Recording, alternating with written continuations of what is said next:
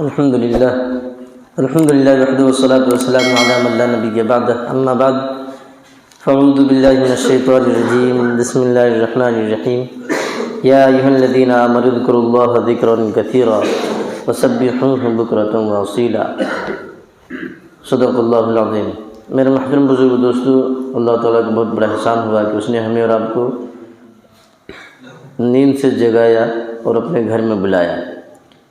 یہ اللہ کا بہت بڑا احسان ہے۔ ورنہ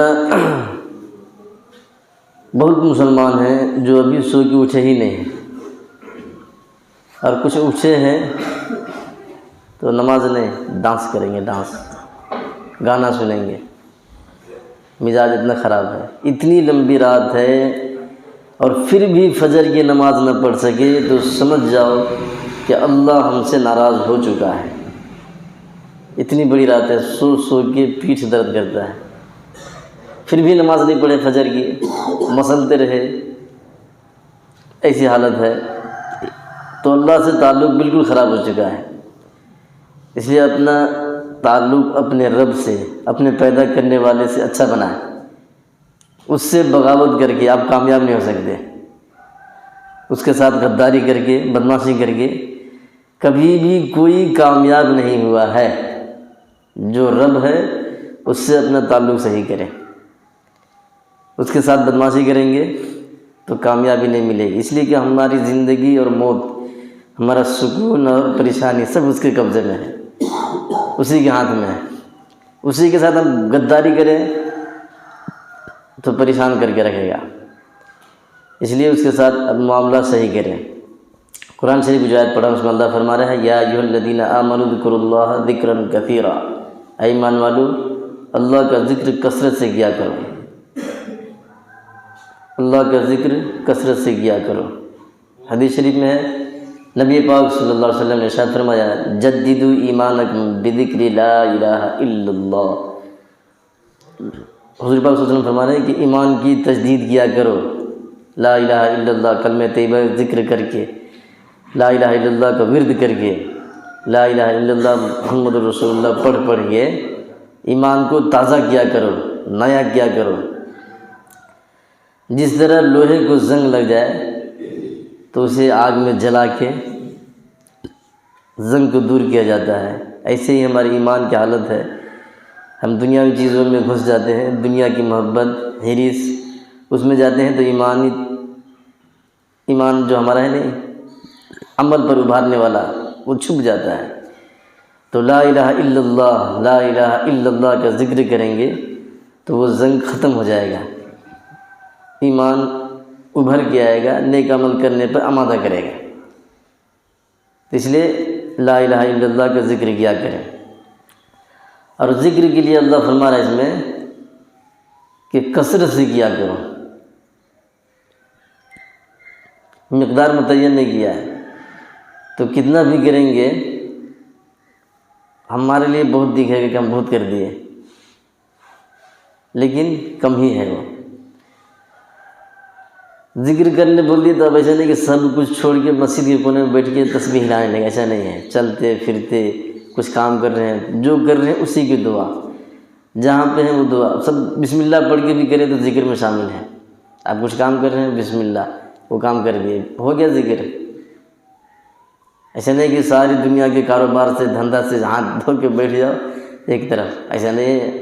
آپ سفر میں جا رہے ہیں، گاڑی میں بیٹھے وہاں دعا پڑھ لیے، جہاں پہ جانا تھا وہاں پہنچ گئے، وہاں اترنے کی دعا پڑھ گئے ربی انزلنی منزلا مبارک وانت خیر المنزلین۔ صبح ہوئی، سورج نکلا، سورج دیکھی، الحمدللہ الذی اقامنا یومنا ھذا ولم یہلکنا بذنوبنا۔ تو جہاں پہ ہیں، جس موڑ پہ ہیں، وہاں کی دعا پڑھیں، نبی نے بتایا ہے۔ وہ دعا پڑھ دی، آپ ذکر میں ہیں، عبادت میں ہیں۔ قرآن کی تلاوت کریں، یہ بھی ذکر ہے، نماز پڑھیں، یہ بھی ذکر ہے۔ اللہ فرماتا ہے اقیم الصلاۃ لذکری، نماز قائم کرو میری ذکر کے لیے، میری یاد کے لیے۔ یہ نماز بھی اللہ کا ذکر ہے۔ تو کثرت سے ذکر کرنے کا مطلب یہی ہے کہ آپ جو بھی کہیں، جہاں بھی ہیں، جس حال میں بھی ہیں، وہاں کی، اس جگہ کی، اس وقت کی دعا پڑھیں، ذکر میں شامل ہو جائے گا۔ یہاں تک کہ آپ پیشاب کرنے جا رہے ہیں دعا پڑھ کے جائیں، اللہم انی اعوذ بک من الخبث والخبائث۔ اپنا کام بھی کر رہے ہیں، دعا بھی پڑھ دی، ذکر بھی ہو گیا۔ وہاں سے نکل رہے ہیں باہر، پہلے سیدھا پاؤں باہر نکالیں، باہر نکال کے دعا پڑھیں، غفران کا الحمدللہ الذی اذھب عنی الاذی وعافانی، یہ ذکر ہو گیا۔ ہم ذکر کرنے بول دیے تو ایسے نہیں کہ مسجد کے کونے میں گھس جاؤ اب بیٹھ کے کیا بھی کام نہیں، بیوی نہیں، بچہ نہیں، دکان نہیں، مکان نہیں، کچھ بھی نہیں، تسبیح پڑھ کے ہلاتے رہو، تسبیح ہلاتے رہو، تو پھر کھانا کیسے کھائیں گے؟ دکان کون چلائے گا؟ تو دعائیں یاد کریں، حضور پاک صلی اللہ علیہ وسلم خود پڑھتے تھے۔ یہ ساری دعائیں جو میں بتا رہا ہوں آپ کو، یہ حضور پاک صلی اللہ علیہ وسلم یہ دعائیں پڑھتے تھے، صحابہ کرام بھی پڑھتے تھے، اولیاء کرام، بزرگان دین سب کے سب پڑھتے تھے سب دعائیں۔ صبح ہوئی سورج نکلنے فجر کی نماز کے بعد تو تسبیح پڑھنی ہے، اصبحنا واصبح الملک للہ رب العالمین، یہ صبح ہو جانے کے بعد کی دعا ہے۔ تو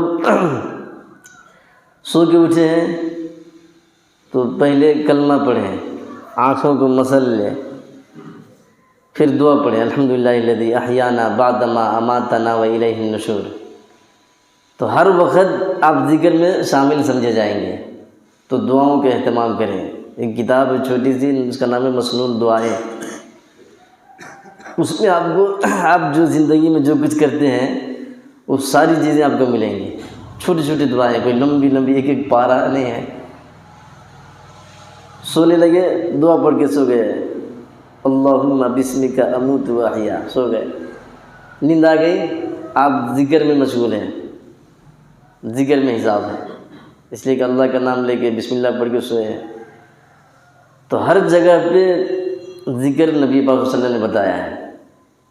اب گھر کے دروازہ کھول رہے ہیں بسم اللہ، اندر گھر میں گیا السلام علیکم ورحمۃ اللہ، تو ہر جگہ پہ ذکر موجود ہے۔ اسی لیے اللہ فرما رہا ہے یا ایھا الذین آمنوا اذکروا اللہ ذکرا کثیرا، اے ایمان والو اللہ کا ذکر کثرت سے کیا کرو۔ تو پہلے آپ سمجھیں کہ ذکر کرنے کا مطلب کیا ہے، اس کے بعد ہر جگہ پہ، ہر موڑ پہ، ہر وقت کی دعائیں یاد کر لیں، اب پڑھیں، آپ اس کو پڑھیں، پھر تو ذکر بھی ہو جائے گا، اللہ کا یاد، اللہ کا دھیان بھی دل دماغ میں رہے گا، آپ اپنا کاروبار بھی کرتے رہیں گے۔ ایسے نبی پاک صلی اللہ علیہ وسلم نے تعلیم دیا ہے۔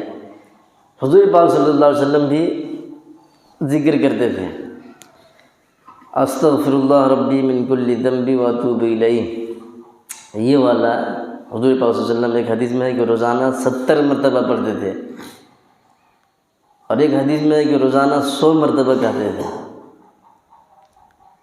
تو 100 مرتبہ کہتے تھے تو اس میں 70 مرتبہ تو آ ہی گیا، پریشانی کیا ہے؟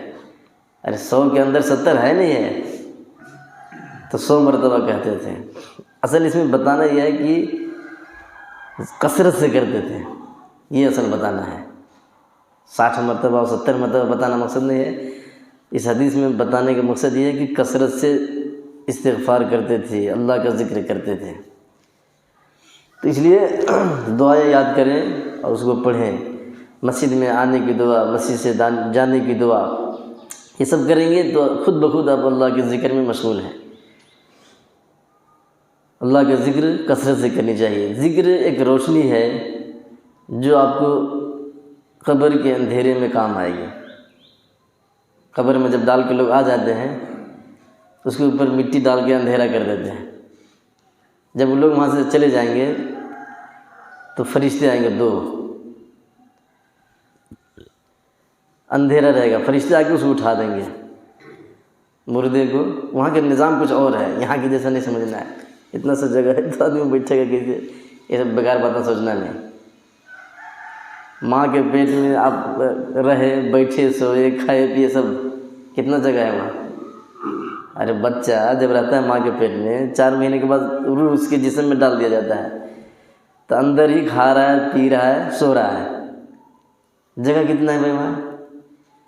تو جس کو بیٹھانا ہے وہ جانے، وہ سب بکواس کرنے کی ضرورت نہیں ہے۔ 2 فرشتے آتے ہیں، اس کو بٹھاتے ہیں، زندہ کرتے ہیں، بتاتے ہیں، اور 3 سوال کرتے ہیں۔ تو وہاں پہ اندھیرا رہے گا، فرشتے روشنی کا انتظام نہیں کریں گے۔ آپ جو کر کے یہاں پہ ذکر گئے ہیں اس دنیا سے، اسی ذکر سے روشنی بنے گی. کتنا ذکر کیے ہیں کہ اتنا روشنی ہوگی, کتنا آپ ذکر کیے ہیں کہ اتنی ہی روشنی ہوگی. اس لیے ذکر کرنے کی عادت بنائیں. گاڑی میں چل رہے ہیں, آپ گاڑی چلا رہے ہیں, ذکر کرتے رہیں ذکر. دنیا ایسے لوگوں سے خالی نہیں ہے کچھ لوگ. آپ گاڑی چلا رہے ہیں, ذکر کر رہے ہیں, اپنا کام بھی بن رہا ہے, ذکر بھی ہو رہا ہے, دنیا بھی بن رہی ہے, آخرت بھی بن رہا ہے. ایسے ہی بیکار ہوا پوری کے نام زندگی نہیں گزارنا ہے. اللہ کا ذکر کثرت سے کرنا ہے. اللہ سے محبت بڑھے گی, نیک عمل کرنے کا ایک ذوق شوق اندر سے پیدا ہوگا, اور گناہ کرنے سے دل رکے گا کہ ہم ذکر کرتے ہیں اللہ کو راضی کرنے کے لیے, یہ کرے تو اللہ ناراض ہو جائے گا. دل اندر سے آپ کو ملامت کرنے لگے گا. اس لیے کثرت سے ذکر کرنے کی عادت بنائیں. اللہ تعالیٰ ہم سب کو ذکر کرنے کی توفیق عطا فرما دے. آمین.